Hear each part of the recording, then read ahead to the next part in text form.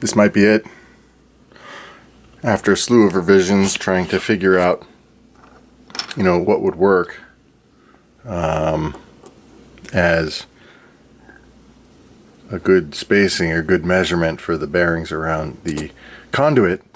It took a lot of revisions, a lot of trial and error to get the tolerances just right, because it is kind of guesswork.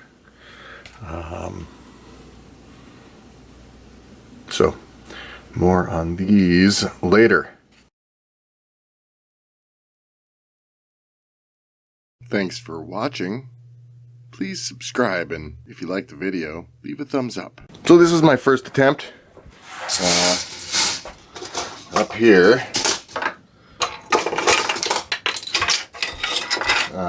So I basically took somebody else's design from Thingiverse. I forgot the name. I will put the link in the description for their linear bearing, which worked out pretty well, except I wasn't able to get a transition nicely. And you know, I mean, on a CR10, that was my biggest build volume that I could get. Or actually, sorry, that was. But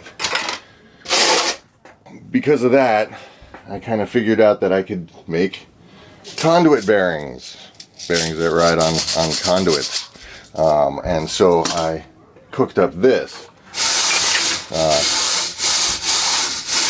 which works pretty well. This was my second revision, you know, with the stepper in there to run the Z, and then the stepper on the Y. But the conduit is awful. So there is way too much flexibility, even just for wire cutting, you know, which is low stress. So that's why I came up with the current design.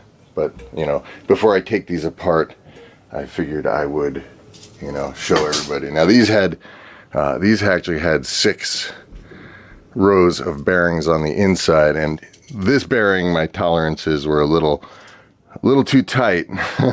And I mean, the balls still roll, but I think there's a number of design flaws with these, you know, and I was doing bolts with M3s, which, you know, it's pretty hardware intensive and time consuming to do all that funkiness. So, you know, that's kind of why I arrived at using the wood screws on the PLA, and it actually works no problem.